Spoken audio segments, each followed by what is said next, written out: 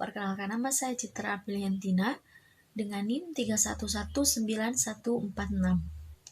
Di sini saya akan mempresentasikan penyakit-penyakit pada kulit.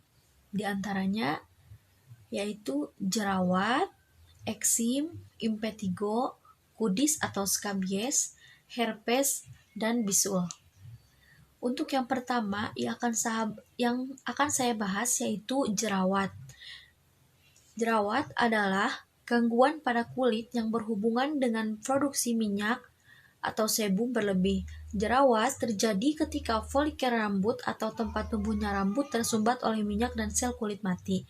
Ada beberapa penyebab terjadinya jerawat, diantaranya yaitu produksi sebum berlebih, sumbatan pada folikel rambut oleh campuran sel kulit mati dan sebum, faktor genetik atau keturunan, hormon, dan stres. Di sini terdapat gambar orang yang terkena penyakit jerawat.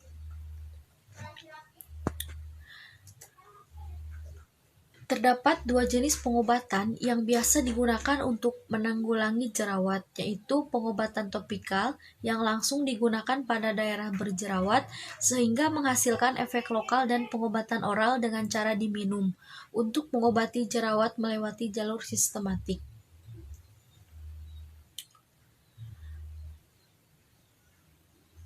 Untuk obatnya, salah satunya yaitu ada benzoat. Kandungannya benzoyl peroksida. Indikasinya akne vulgaris, membunuh bakteri, mengurangi inflamasi, dan membantu membuka pori-pori kulit yang tertutup. Efek sampingnya bisa terkena dermatitis, kontak alergi, dan iritasi lokal. Dosisnya bisa oleskan sehari 1-2 kali pada jerawat. Pada jerawat contohnya yang di sini. Bisa dioleskan kepada yang terkena jerawat. Mekanisme kerjanya mengurangi jumlah bakteri penyebab jerawat, mempercepat pengeringan jerawat, dan yang mengelupas. Obat ini merupakan obat bebas terbatas yang mengandung zat aktif. Cara penggunaannya, oleskan tipis-tipis pada tempat yang berjerawat dan sekitarnya. Hindari pemakaian secara berlebihan. Untuk yang kedua, eksim. Eksim atau dermatitis adalah peradangan kronis yang membuat kulit menjadi memerah, kering, bersisik, dan terasa gatal. Eksim banyak ditemukan pada bayi dan anak-anak, tapi tidak menutup kemungkinan orang dewasa juga mengalaminya. Penyakit ini biasanya terjadi pada bagian kepala, tangan, wajah, terutama pada pipi. Jenis eksim ada dua, yaitu eksim basah dan eksim kering.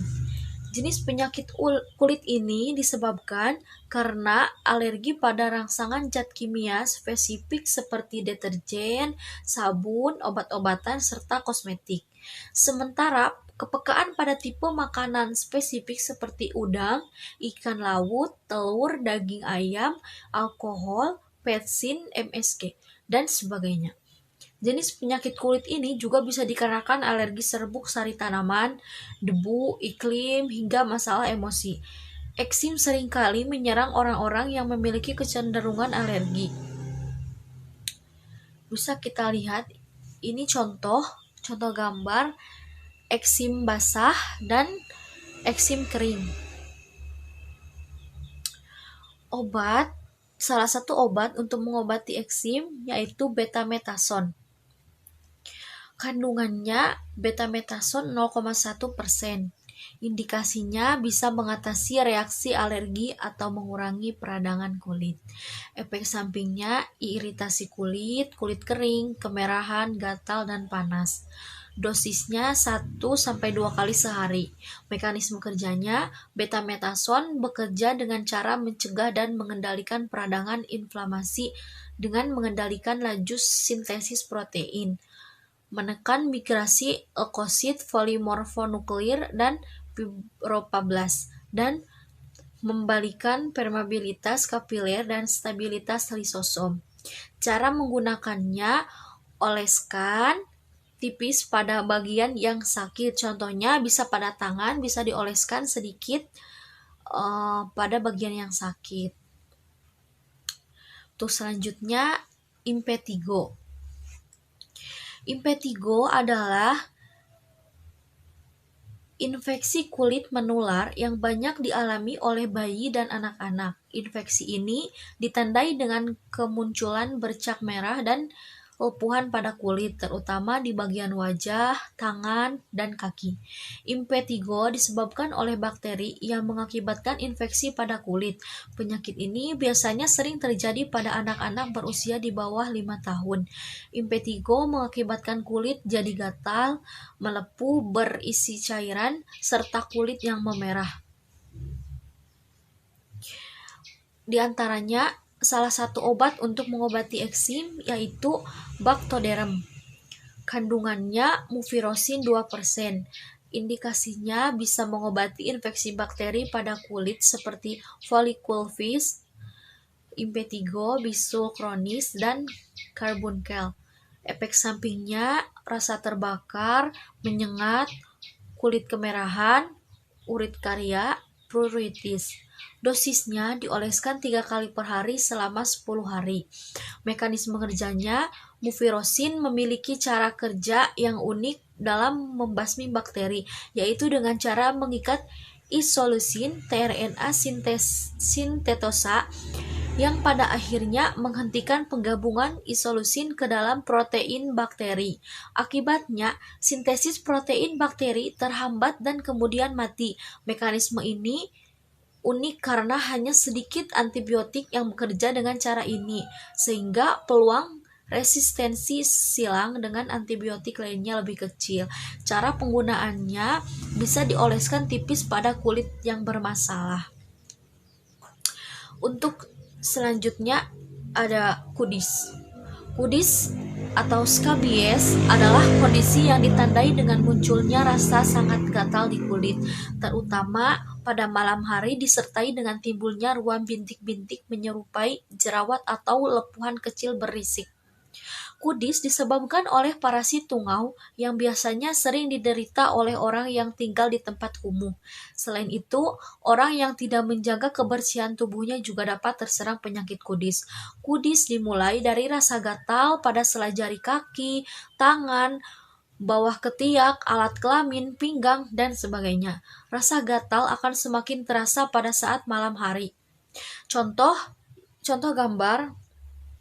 gambar yang terkena penyakit kulit kudis. Salah satu obat untuk mengobati kudis ada permetrin. Kandungannya permetrin 50 mg per gram. Indikasinya bisa mengobati penyakit kudis dan kutu rambut. Efek sampingnya iritasi kulit, gatal, bengkak, kemerahan. Dosisnya untuk krim 5%, oleskan secara tipis sekitar 30 gram ke permukaan kulit kepala hingga telapak kaki. Diamkan 8-14 jam sebelum membilas. Mekanisme kerjanya yaitu permetrin bekerja dengan cara menghancurkan sel parasit sehingga membunuh tungau dan kutu serta telurnya. Cara penggunaannya, oleskan secara tipis krim pada permetrin ke seluruh tubuh dari leher hingga telapak kaki. Berhati-hatilah mengoleskan krim permetrin di bagian lipatan kulit seperti bagian antar jari tangan atau jari kaki dan sekitar pinggang. Yang kelima ada herpes. Herpes atau cacar ular adalah penyakit yang ditandai dengan timbulnya bintil kulit berisi air pada salah satu sisi tubuh dan terasa nyeri. Penyakit ini disebabkan oleh infeksi virus Varicella zoster yang juga menjadi penyebab cacar air. Penderita herpes zoster adalah mereka yang sebelumnya pernah mengalami cacar air. Penyakit herpes menyerang pada usia di atas 50 tahun dan yang memiliki kekebalan tubuh lemah. Ini bisa dilihat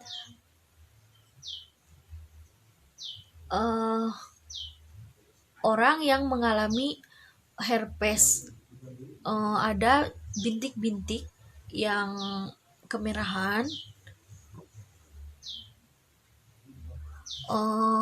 Obat untuk mengobati herpes yaitu Zovirac 5% krim. Kandungannya acyclovir 5%. Indikasinya infeksi virus herpes simplex tipe 1 dan 2, infeksi virus varicella zoster, genital herpes primer dan sekunder. Efek sampingnya rasa panas pada kulit kering dan mengelupas, dan rasa gatal. Dosisnya dewasa dan anak sama, oleskan 5 kali sehari selama 4 hari. Mekanisme kerjanya, acyclovir adalah analog dengan acyclic purine nukleosid yang secara in vitro dapat menghambat secara aktif dan selektif virus herpes simplex. Cara penggunaannya, oleskan tipis-tipis pada bagian yang sakit. Contohnya bisa kalau di tangan bisa oleskan ke tangan tipis-tipis, dan lakukan 5 kali sehari selama 4 hari. Yang terakhir ada bisul. Bisul adalah infeksi kulit berbentuk benjolan merah dan dapat membesar. Bisul dapat tumbuh di seluruh sisi tubuh, namun bisul lebih sering ditemukan di bagian tubuh yang lembab, seperti lipatan paha, sela bokong, leher, ketiak hingga kepala. Jenis penyakit kulit ini disebabkan karena adanya infeksi bakteri Staphylococcus aureus pada kulit yang melewati folikel rambut. Kelenjar minyak, kelenjar keringat, lantas menyebabkan infeksi lokal. Faktor yang menambah risiko terkena bisul diantaranya kebersihan yang buruk, luka yang terinfeksi, pelemahan diabetes, kosmetik yang menyumbat pori, serta penggunaan bahan kimia. Untuk menghindari bisul, jaga kebersihan diri serta lingkungan dan konsumsi gizi yang seimbang. Ini ada contoh yang terkena bisul. Bisa dilihat. Salah satu obat untuk menyembuhkan bisul ada gentamisin. Kandungannya gentamisin sulfat 0,1%. Indikasinya hipersensitif, infusiensi ginjal. Efek sampingnya terjadi iritasi ringan pada kulit seperti eritema dan pruritus. Dosisnya, penggunaan obat ini harus sesuai resep dokter. Salep dioleskan tipis pada daerah yang sakit sebanyak 3-4 kali sehari sampai tercapai kesembuhan. Daerah yang sakit boleh ditutupi dengan perban. Mekanisme kerjanya sebagai bakterisidal dengan cara menghambat sintesis protein pada bakteri yang rentan. Hal ini diperantarai oleh kemampuannya dalam mengikat subunit ribosom 30S dan 50S secara irreversibel. Cara penggunaannya, dioleskan tipis pada daerah yang sakit sebanyak 3-4 kali sehari sampai tercapai kesembuhan. Contohnya bisa pada tangan. Kalau tangan yang terkena bisul bisa dioleskan tipis sebanyak 3-4 kali sehari sampai tercapai kesembuhan. Daerah yang sakit boleh ditutupi dengan perban. Mungkin sekian yang dapat saya sampaikan. Mohon maaf bila ada kesalahan dan kekurangan. Wassalamualaikum warahmatullahi wabarakatuh.